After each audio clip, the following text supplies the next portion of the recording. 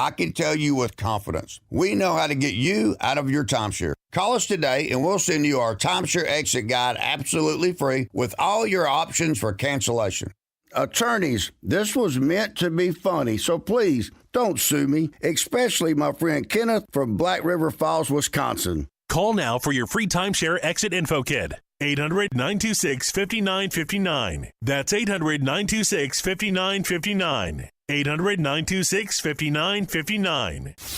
Now, from The Signature, a division of Esquire Bank Studios. This hour of the Shaun Thompson Show is sponsored exclusively by DonleyAuctions.com. They need your guns. Sell for top dollar. DonleyAuctions.com.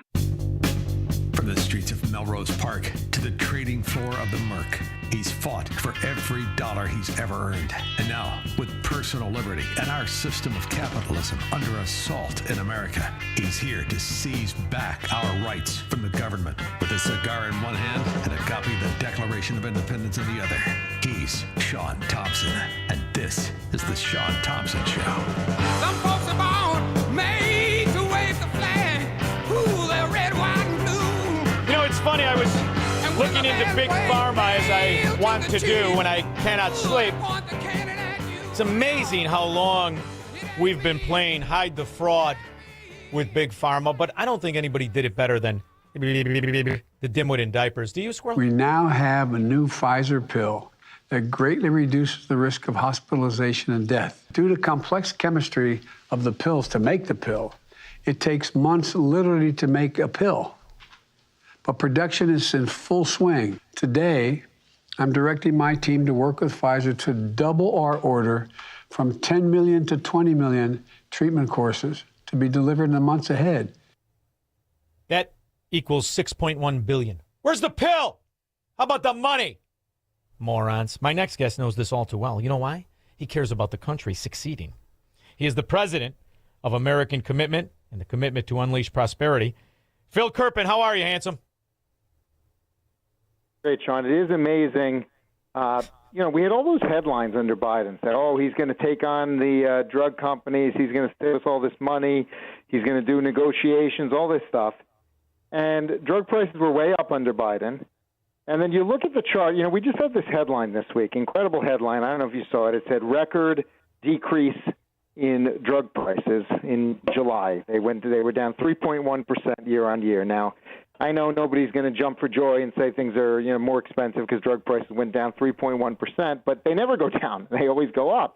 So you say, okay, well, how did it go down 3.1% in the last year under Trump? Well, he opened up competition. He said we're going to have direct sales through Trump RX. He drove a hard bargain internationally. He telling other countries, you're not going to rip off our drugs anymore. You're going to pay more so that we can meet in the middle and pay less. And he really hammered these guys to compete with each other on price, especially with the weight loss drugs, which they were charging massive amounts for. They've all come down dramatically.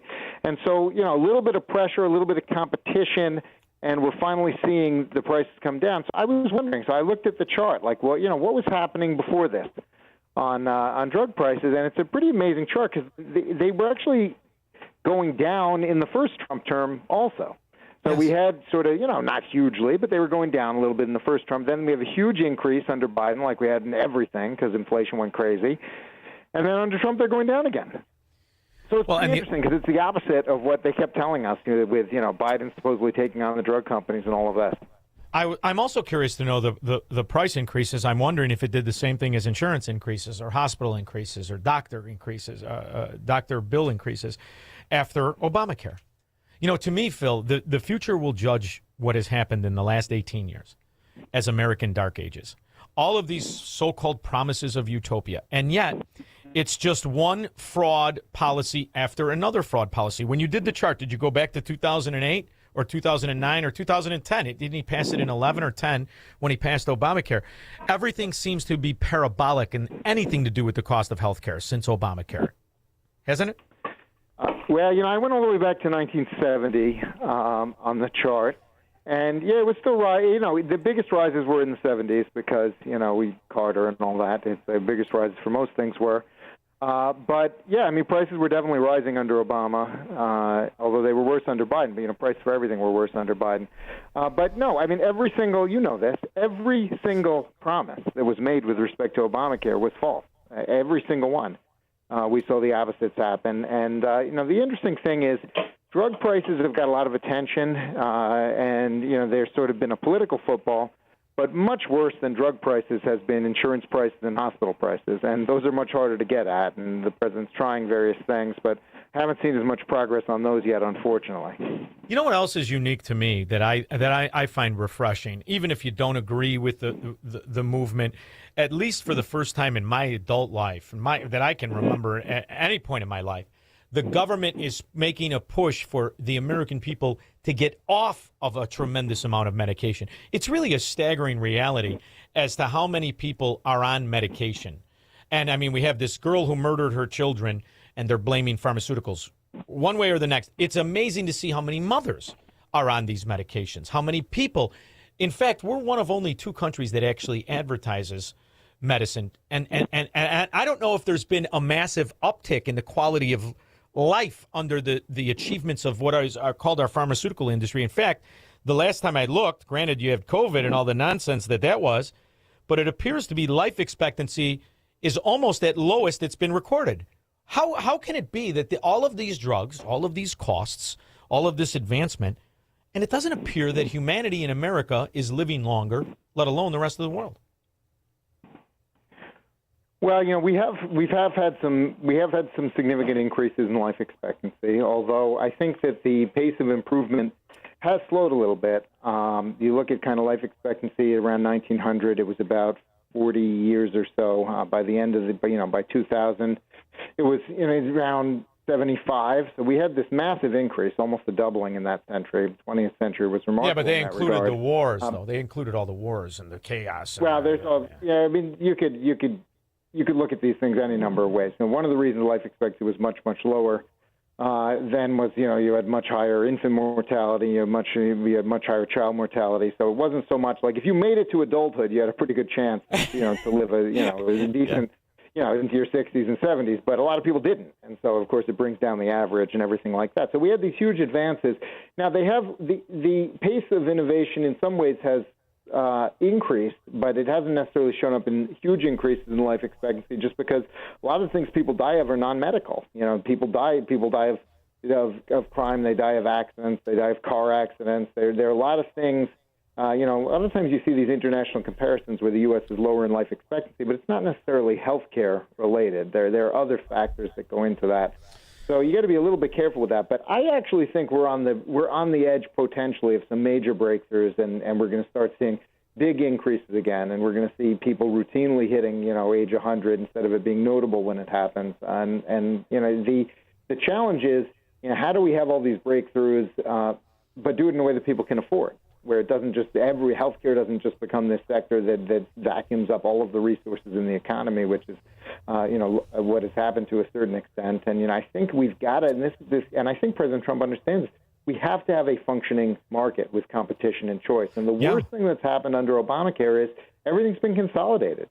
You got a handful of giant insurance companies, you got a handful of giant hospital systems. And, I think before Obamacare passed, this is off the top of my head, so it's not exact, but it's approximate. But before Obamacare passed, about 20% of doctors had a corporate employer. Now it's over 60%, and it's rising very rapidly. And people don't want to deal with systems and corporations and bureaucracies. I think they preferred when the guy you were talking to was his own boss. Well, and the other thing, too, you have to remember is you've lost a tremendous amount of those actual doctors. You notice how many people are never even dealing with a doctor under this new system. And I'll confess to you, I don't ever remember somebody saying to me, I have to go talk to a physician assistant. Do you remember that? Before 2010, all of a sudden, all you get is a physician assistant. And, when you talk about the pharmaceutical companies and the monopoly and the insurance companies and the monopoly, they've also sidestepped some tremendous scandals. Pfizer just sidestepped that scandal, $2.3 billion settlement for the scandal of painkillers sold as non-addictive after the Oxycontin and all the rest of it. So they get hit with a $2.3 billion settlement, the largest in American history. And then what do? 5 years later, we hand them $2.3 billion for COVID vaccine before it was ever tested. So there is a lot of political maneuvering and political scandal because you only have to deal with so many companies. And obviously the answer is open up the doors to competition. How readily available is competition? How much competition actually is out there in this arena? Well, I think one of the biggest mistakes we made was intentionally incentivizing the consolidation of providers. And this was a part of the design of Obamacare. But, they thought it would be more efficient if, instead of doctors being their own boss and having independent clinics and independent imaging centers, they thought it would be, we would save money, supposedly, if we just had giant health systems that were integrated. And, of course, you and I know it's the opposite. When you don't have competition, you get more waste, more bureaucracy, and higher costs. And so I think we've got to reverse all of the regulatory drivers that cause that, and we've got to reverse the federal payment policies also, especially in Medicare. We have this insane situation where if a doctor's practice gets bought by a hospital system, they can suddenly start billing the government more for the same visit to the same doctor in the same office building, because now it's now it's quote a hospital satellite campus or whatever, and they can say it's a hospital setting, and they can charge a higher rate and get a facility fee. And so we're paying for this consolidation. Taxpayers are paying for the consolidation of our healthcare system. So I would reverse all of that, number one. And I would also, by the way, tax these so-called nonprofit health systems the same as everyone else, because they have another huge advantage when they buy up practices. They take them off the tax rolls because they're so-called nonprofits, even though most of them do very little charity care. So I say it should all be treated the same. Everything should be treated the same on payment policies and on tax policies. That would go a long way. But, we also need to deregulate in a lot of ways. And, the FDA has become one of the worst bureaucracies in Washington in that they take forever to approve anything. And when they're done, what they approve might not be any good anyway. So it's like it takes forever, and the actual good things would get delayed for years, and people die waiting for them. And then they also approve some things they shouldn't have even approved. So it's like it takes forever, and they don't even do a good job of quality control, frankly. And so what I would like to see is go back to the way the FDA used to be, where they just do rigorous safety testing, and they leave the questions about what's effective or not effective to the scientific community, to the research articles, to individual doctors to decide. One of the craziest things to me, I don't know if you know this, Shaun, but about 25% of all prescriptions that are written so-called off-label, which is to say they're not even written for what the FDA tested them for. They're written for something else that doctors decide to use them for. And another 25% or so are contraindicated, which is to say they use them even though there's a warning on the label saying that's not how you should use it. Now, you could say maybe doctors shouldn't do these things, but there's a reason they do them, which is they discover through their own clinical practice and through, the information that's out there from others and so forth, that drugs work for different things than what they were tested for. Or they work in people that might have been there might have been warnings against them. So why do we wait years and have massive bureaucracy, and then it might not even be used for what all the testing was for anyway? And you might still have a bunch of lawsuits because it might still cause problems that the FDA didn't even find. And so I would overhaul all of that. And the other problem with the way the FDA process is right now is they're basically like 5 companies that know how to navigate that bureaucracy. And so if you're not one of these giant big pharma companies, what do you end up doing? You either get acquired by them or you bring them in as a partner and make it a joint venture, because otherwise your odds of approval are very low. And so, they've got kind of this regulatory, fence. It's ridiculous. Well, what you're talking about is actually hysterical to me, because you're talking about Ozempic is the greatest example of this. It was supposed to be about blood sugar. It had no fracking idea it was about losing weight the way it is. And now look at it. It's a $1 trillion company, and it's a side effect of why people are using it. Therein lies the issue, right? Because you also have this other problem, Phil. And you and I are smart enough to know that now these companies are a big, big part of our economy, including 401ks and retirements. So if you get somebody like me to go in there and say, come here, Pfizer, come here, you rat bastards, look at what you've done. You're out of business. You are imploding Wall Street as well as fixing the problem. So you've got to navigate a real fine line of getting things legitimate and not doing it so much so that it implodes our economy, because that's the sadness of what has happened through corporatism, which is what we're describing. When government allows favored entities to become leviathans, become huge, huge pieces of our economy, you almost can't govern the way you should with righteousness, because you'll harm the economy. That's a big factor in this Obamacare. I was thinking about that the whole time with this guy from Donkey Kong with the one eyebrow across his head, Mangione, as he killed the healthcare CEO. It wasn't even his insurance company. You're mad at your back hurts you and insurance? That's not even your insurance company. So the whole thing really has now brought into a big piece of our economy, and yet we almost need the fraud there to buoy up the economy, don't we? Well, I think what you need to do is you need to have competition. You don't need to necessarily destroy these handful of companies that have been super successful, like with direct attacks or something like that. But you got to subject them to a real market test with prices and competition, and you force them to provide value, or people are going to go to someone else. And that, I think, is the key. And particularly for the insurance companies. Here's the other thing: the insurance companies, I think, are the worst out of everybody in all of this because they're the ones who lobbied for these things for all these laws to pass. They're the ones who got it set up this way. And the biggest myth in healthcare is that the insurance companies are going and trying to negotiate for lower prices for you on drugs and hospital services and doctor services and so forth, because they only make more money if you pay more. They only make more money if you pay more under the Obamacare regulations. In the large group market, they can't take more than 15% of their gross. They have to pay the rest out in claims. And in the small group market, it's 20%. So, the only way they can really grow their bottom line is to grow the top line. So what's their incentive to have lower prices on the things they buy? It's not. So this idea that they're sitting across the table negotiating with the hospitals and the drug companies, not really. They're sort of all on the same side of the table. That's our problem. And, this is the other reason why they have to, in these sanctuary areas, you look at the donations, the political contributions by these monopolies, these conglomerates. Who do they give money to? Well, they give money to the politicians that guarantee the constant use of their product. When I heard California, they're going to give endless health care to illegal aliens. Illinois is going to give health. Of course they are. It solves a plethora of problems. But number one, you have a bunch of people who never pay anything, but the government pays endless things. And that's why the pharmaceutical company would hate it if we all of a sudden stopped giving medicine and insurance to illegal aliens. They would lose a tremendous part of their bottom line, wouldn't they? Probably. The other big scam we have now in the blue states is they put these home health care aides, quote unquote home health care aides, on Medicaid. And it's basically like, hey, I'm taking care of my brother. Give me $60,000 a year, and they do. It's incredible. So and we've got to use federal funds for that. Right. So we've got to fix. Right. We've got to navigate this. I've dealt with some really smart people. You would love the people I talk to, from Scott Shality to E.J. Antoni. Just to name a couple guys, right? And we all know the problem. Everybody with an IQ over 60 knows the problem. You not only have to grow your way out of it, you've got to stop spending.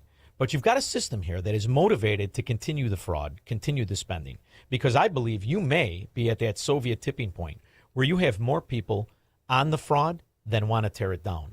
It's exclusively, especially in Democrat areas.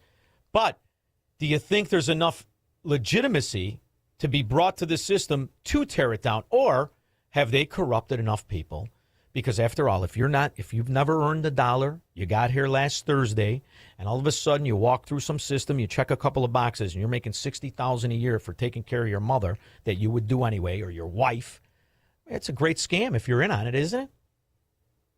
Well, I think the most important thing is to get the federal money out of these scams and these fraud schemes. In the states that are crazy and left-wing, it's going to be very hard to stop the state money from being used, but people can leave those states, and they are leaving those states in large numbers. We've got to get the federal money out of it, and that is the most important thing. And, there were some steps in the big, beautiful bill. They were kind of baby steps, but I really, really want them to do another anti-fraud bill, particularly anti-healthcare fraud in Medicare and Medicaid, and I think there's a huge opportunity there. I did, too, and I actually thought they were going to run on it. I thought this right now, the election cycle we were in on, you were going to get a rise of these guys that said it must stop, and it must stop now. And I thought it would be perfect because, after all, we've lived through the 2 years of exposing this, year and a half, year and 9 months, whatever it is, 8 months, and we've lived through this, right? And I would say that would have made the opposition to what we want to do nervous.